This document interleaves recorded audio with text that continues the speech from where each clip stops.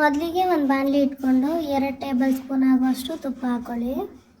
ತುಪ್ಪ ಚೆನ್ನಾಗಿ ಕರಗಾದ್ಮೇಲೆ ಅದಕ್ಕೆ ನಿಮ್ಗೆ ಇಷ್ಟ ಆಗಿರೋಂಥ ಯಾವುದೇ ಥರದ ಡ್ರೈ ಫ್ರೂಟ್ಸ್ನ ಸೇರಿಸ್ಕೋಬೋದು. ನಾನಿಲ್ಲಿ ಒಣ ದ್ರಾಕ್ಷಿ ಮಾತ್ರ ಇತ್ತು, ಅದನ್ನು ಸೇರಿಸ್ಕೊತಾ ಇದ್ದೀನಿ.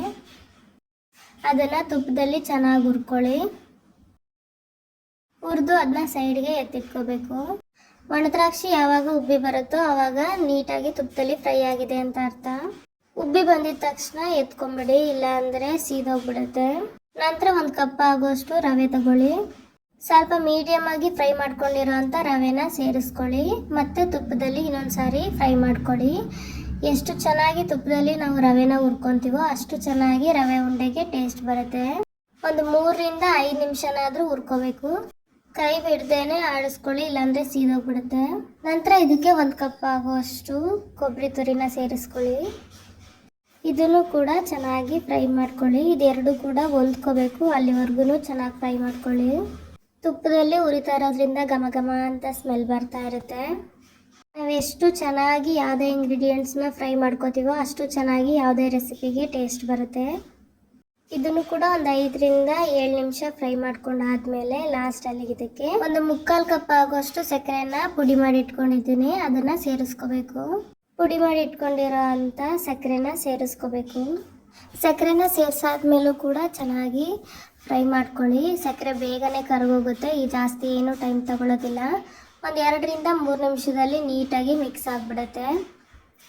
ನಿಮಗೆ ಫ್ರೈ ಮಾಡ್ತಾನೆ ಗೊತ್ತಾಗುತ್ತೆ ಅದು ನೀಟಾಗಿ ಕರಗಿದೆ ಅಂತ. ನಂತರ ಇದಕ್ಕೆ ಒಂದು 2 ಏಲಕ್ಕಿನ ಪುಡಿ ಮಾಡಿ ಹಾಕ್ಕೊಂಡಿದ್ದೀನಿ. ನಂತರ ನೀಟಾಗಿ ಎಲ್ಲ ಕಡೆ ಸ್ಪ್ರೆಡ್ ಆಗೋ ಥರ ಮಿಕ್ಸ್ ಮಾಡ್ಕೊಳ್ಳಿ.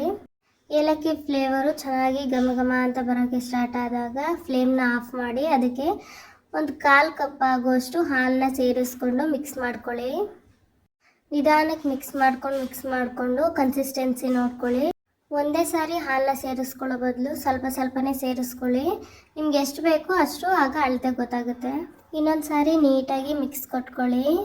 ನಂತರ ಇದು ಆಗಿದೆಯಾ ಇಲ್ವಾ ಅಂತ ಒಂದು ಸಾರಿ ಚೆಕ್ ಮಾಡಿ. ಒಂದು ಸ್ವಲ್ಪ ರವೆ ಉಂಡೆ ಮಿಕ್ಸ್ನ ಕೈಯಲ್ಲಿ ತಗೊಂಡು ಉಂಡೆ ಮಾಡಿ ನೋಡಿ. ಅದು ನೀಟಾಗಿ ಉಂಡೆ ಆಗ್ತಿದೆ ಅಂದರೆ ಅದು ರೆಡಿ ಆಗಿದೆ ಅಂತ ಅರ್ಥ. ಬಿಸಿ ಇದ್ದಾಗಲೇ ರವೆ ಉಂಡೆನೆಲ್ಲ ಕಟ್ಬಿಡ್ಬೇಕು. ಲಾಸ್ಟಲ್ಲಿ ನಾವು ಫ್ರೈ ಮಾಡ್ಕೊಂಡು ಇಟ್ಕೊಂಡಿರೋ ಅಂಥ ಡ್ರೈ ಫ್ರೂಟ್ಸ್ನ ಸೇರಿಸ್ಕೊಂಡು ಉಂಡೆ ಮಾಡ್ಕೊಳ್ಳಿ. ಕೈಗೆ ಸ್ವಲ್ಪ ತುಪ್ಪನ ಸವರ್ಕೊಂಡ್ರೆ ಈಸಿ ಆಗುತ್ತೆ. ಮಕ್ಕಳು ಯಾವಾಗ್ಲೂ ತಿಂಡಿ ಕೇಳ್ತಾ ಇರ್ತಾರಲ್ವ, ಅವಾಗ ಒಂದೊಂದು ಉಂಡೆ ಕೊಟ್ಟರೆ ಕೊಬ್ಬರಿ ತುಂಬ ಒಳ್ಳೆಯದು ಮಕ್ಕಳಿಗೆ. ಕೊಬ್ಬರಿ ಆಗಲಿ ರವೆ ಆಗಲಿ ಇಂಥದ್ದನ್ನು ಮಾಡಿಕೊಟ್ರೆ ಅವರು ಖುಷಿಯಾಗೂ ತಿಂತಾರೆ, ನಮಗೂ ಕೂಡ ಖುಷಿ ಆಗುತ್ತೆ.